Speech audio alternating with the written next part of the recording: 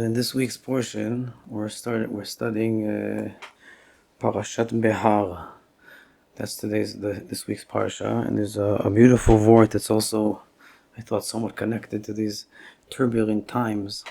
If you're a Jew, so virtually any time is somewhat a turbulent time, but even relatively for Jews, we're in a turbulent time.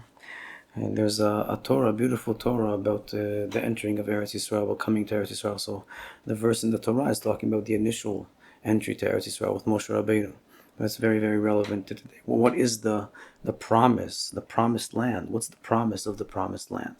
So very surprisingly, the first or the main mitzvah that's mentioned here about entering the country, ki tavo el haaretz, when you come into this country, v'shavta haaretz Shabbat laHashem. So the main mitzvah that the Torah describes is this is what's going to occur.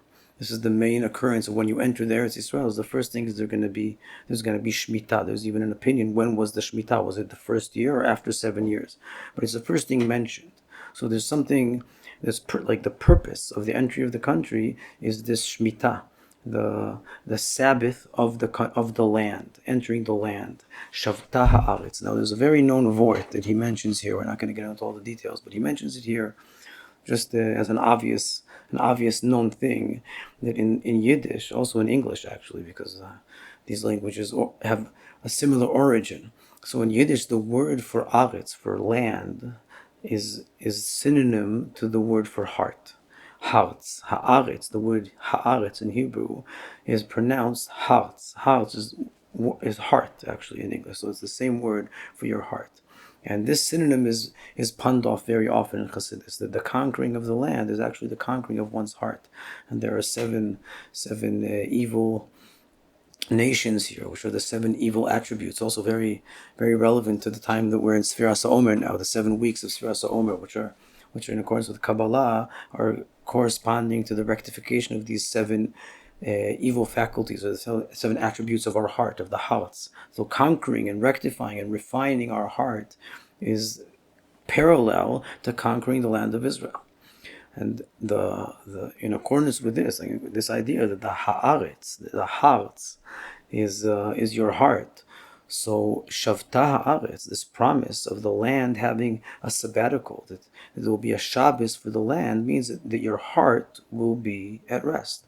That the main promise of entering the land of Israel is a resting of the heart. Now, when you say that, so that's why, like I mentioned at the beginning, especially in our turbulent times, it's not so clear that we have this resting of heart in Israel. Maybe even to a certain extent, someone could misinterpret and misunderstand and think that it's more restful somewhere else, chutz la'aretz, outside of the heart, outside of the heart. If I don't enter the heart, maybe I'll have more rest, more peace of mind. But no, the Torah promises, ki tavo, if you truly enter, if we really penetrate this land, then the promise of the promised land, the main promise of the promised land, is a peace of mind, a quiet heart. V'shavta haaretz. Now this, in a way, is the depth of the rectification of this generation. We're living in a generation, in a time, as we'll read here in a minute, but we're living in a time of returning to the land of Israel. So we've been doing it for a while, and not such a while. I mean, only 70 somewhat years, or even more, you could say. We just celebrated last week the Yortzeit of the Vitebsker. It was the first Aliyah in the modern age, in the modern era, well before the Zionists, even before the Talmidim of the Gra, which is also a famous Aliyah. The very first Aliyah was the Vitebsker. Rabbi Nachum Mendel Vitebsk, the Talmid of the Baal Shem Tov, in a way the Rebbe of the Alter Rebbe for a certain period of time. He wasn't the actual Rebbe of Chabad or of the Alter Rebbe only because he left Europe for Israel. And the Alter Rebbe joined him half the way until he sent him back to lead the flock in Europe. But the Alter Rebbe wanted to join him as his Rebbe to come to Eretz Yisrael. He's buried in Tveria. And he's Mara de Eretz Yisrael. He's the Rebbe, the main Rebbe. If you want to go to a holy place in Eretz Yisrael, so you should go to the Vitebsker's Tzion. He's the greatest of the greats, like the Baal Shem Tov. Now also all his Torah are all evolving around Eretz Yisrael. So in our era, not just our last generation, but this entire era, since the Vitebsker and the Baal Shem Tov himself, with all the aspirations of Chasidut and of the last generations of Shivat Zion coming back to Israel. So we're living in an era of returning to the land. And the true promise or the true aspiration. Every Jew has this inherent aspiration of returning to the land of Israel, which we've been banished and exiled from thousands of years ago. And the hope of the millennia is our return to Islam. But it's not just a physical return, it's a return to a certain mentality which we lost with the loss of the land. And it's been so much time.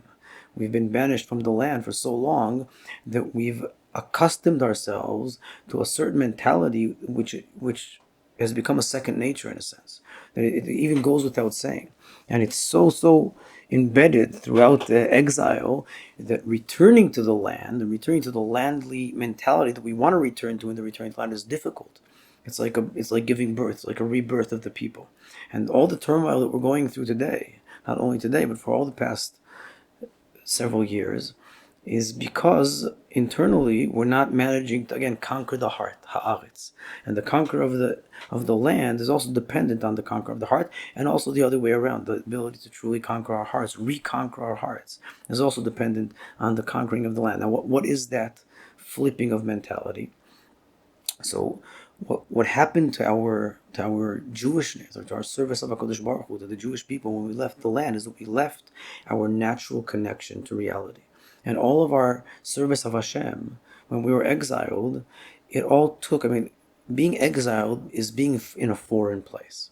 It's a place that Judaism and the practice of Judaism and the service of Hashem and true faith is foreign.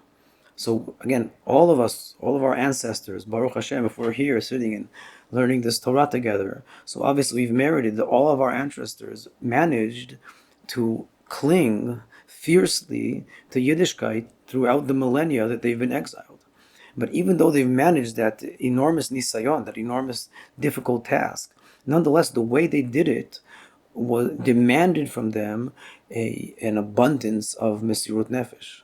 Also, right now, in this time, is also all of the special days of the country, the Yom HaAtzmaut and the Yom HaZikaron, and also all the memorial days. So we all know all the turmoils we've been through, and the ability to hold on to Yiddishkeit, again, not only in the past 76 years or even 300 years, but all throughout history. Since Rabbi Akiva and Asara Ruge Malchut and the Babylonians and the Inquisition and the Holocaust and everything in between.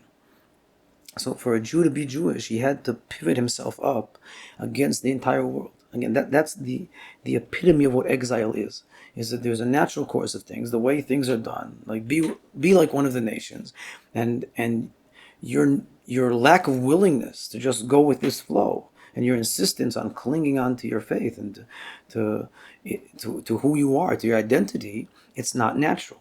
Now that's what happened to us when we left Eretz HaKodesh. We left our own land.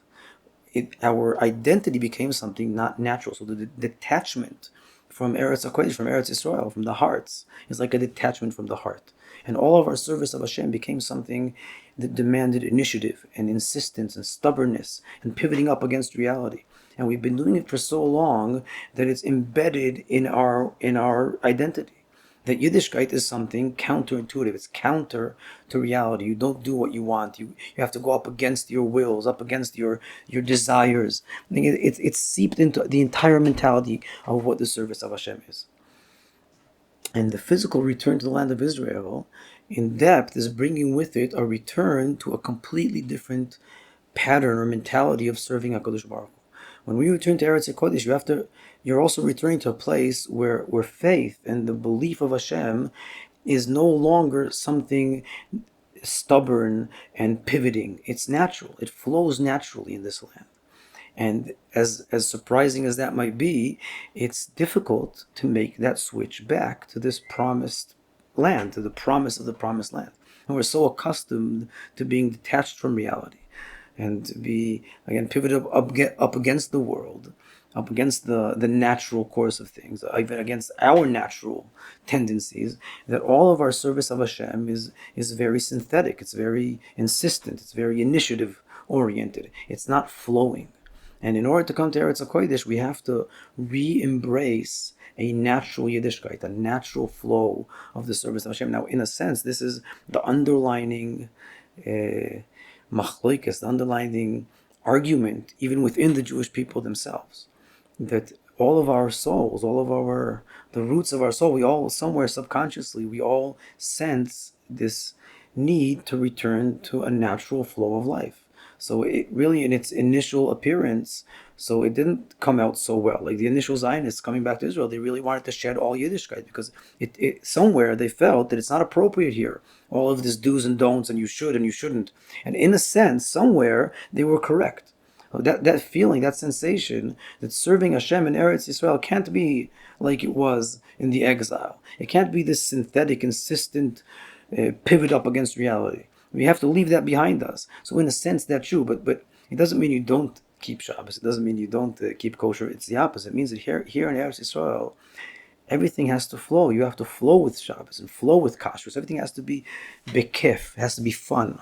The promise of the promised land is the ability to serve Hashem in a natural way. You can grow your tomatoes and live in your land, tachat gafno v'tenato, under your tree, your fig tree, and grow your vines and your wine, and lead a natural life. And still, not only still, but all the more so, see how your faith and your service of Hashem flows naturally with the most natural life. But we're so accustomed to, again, that stubborn Yiddishkeit, that we haven't made that switch yet. So half of us, half of our people, and also half of our souls, and every individual has a dire will, a holy will, to adopt a natural way of life. And another half of us is clinging insistently to our faith in Hashem. And we haven't managed to merge these two sides. So also we haven't managed to merge them in the people. That's that external phenomena that's happening within the society is only a reflection of what's happening within everybody's individual heart. That we have these two tendencies, two inclinations that are both holy. We're not willing. That they're holy means that we're not willing to give up on them. They touch us in the deepest places. We can't. They're intrinsic. Somewhere we realize, we know, we sense that both these tendencies are intrinsic. They're both something that we're not allowed to compromise on, but we don't know how to merge them yet. So they seem contradictory, but they're not contradictory. That's the promise of the promised land. That when you come into this land, this landliness, in this land, the land doesn't counter the natural flow of your faith, and you not only can, you should, you must reach this place in a way that all of your Yiddishkeit becomes the most natural flowing thing. By divine providence, last week, the past couple of weeks, I was overseas. I was in the States for a couple of weeks for all sorts of reasons, and the first sensation I had when coming back to Eretz Yisrael is this merging of who I am, of my natural inclinations and identity, with the place. It just feels natural to be who you are. Whereas overseas, there really is this sense that your faith is hovering a couple of inches over reality. Reality is what it is, and we haven't met yet. And really, maybe, like when Mashiach comes, our sages say that Eretz Yisrael will spread all over the world. So what does that mean in light of this Torah here? That the merging of Hashem's will and the heart, haratzon ve'haaretz, those are the two words that are very, very synonym, and both are corresponding to the land of Israel. That merging that occurs in Israel already today will occur all over the world. But in order for that to happen, it first has to occur in Israel. And very much what all the nations are expecting of us. And why, it's like there's this dispute between the Jewish people, there's also a dispute between the Jewish people themselves and all of the other nations. And a lot of that dispute is also because of the world also calling on us to bring this about, to bring this ability to flow also with a natural life that channels a person's faith into his natural existence, and that he doesn't need to pivot up against reality in order to cling to his faith in Hashem. Now that concept is the simplest expression of Dira B'Tachtonim, the very important phrase in Chazal, that literally means that HaKadosh Baruch Hu can dwell in His world. So what's the most simplest expression of Hashem dwelling in His world? This is the most Messianic expression of reality, is that one's faith, one's service of Hashem flows naturally with the beat of his heart, with the natural beat of his heart. So that all of our everything seems the most, again, if you live in Eretz HaKodesh, and if you don't, then you should consider living in Eretz HaKodesh. Or at the very least, maybe even better, making where you live now part of Eretz HaKodesh, Machdor Eretz Yisrael. And how does that, if you're a shliach, you're an emissary, so what is making your place Eretz Yisrael? What is that you need to reflect to your surroundings the most? You have to live in a way that it reflects outwards that your faith and your natural life, your family life, your parnasa, your day-to-day, even your natural inclinations, your wills and your desires flow in complete synchronization. And that's the biggest shlichut. That's making your place Eretz Yisrael, because that's the nature of Eretz Yisrael. And that's the promise of Shavta Haaretz. That all of the turmoil of serving Hashem, that's how he explains it here in Mea Shilach. That the attitude of turmoil with serving Hashem is something, again, pivoting up against reality, a constant fight, and itkafi, and you have to overcome your desires. That entire mentality will come to rest in Eretz Yisrael. That this place can bring your heart to a natural rest. So we all want to bless each other in this parasha now, that it's a segula, it's a capable time for each and every one of us to expose within themselves, wherever we live, this point of Eretz Yisrael, of a calm, soothed heart, which enables us to synchronize our faith, which could be very aloof, but it needs to penetrate and seep into all the mundane, earthly aspects of our life. And when we connect, the more we connect, this is also, again, the tachlis, the epitome of what Chasidus is all about. And studying the depth of the Torah is the ability to embody or impersonate an aloof faith in a way that it synchronizes in beat with your most natural heart, your most natural inclinations. So it enters the aretz, the hearts. That's what we want to bless each other, that we merit this Bezrat Hashem already right now, and that is the coming of Mashiach. That itself is the coming of Mashiach. And when it spreads out to more and more of the people, until it spreads out to the nations themselves, and all of the world becomes Eretz Yisrael, that all of the people of the world adopt their faith and integrate them into their lives in a natural manner. So that itself is Mashiach all over the world. So everybody has to do it in his own heart. That's a small coming of Mashiach in our people, in our land. And from there, it will seep into all of reality. Bezrat Hashem. So that's our blessing to ourselves and to everyone today. Bezrat Hashem. Shkoyach for coming. Bezrat Hashem. Next week, we'll get back into Ruti.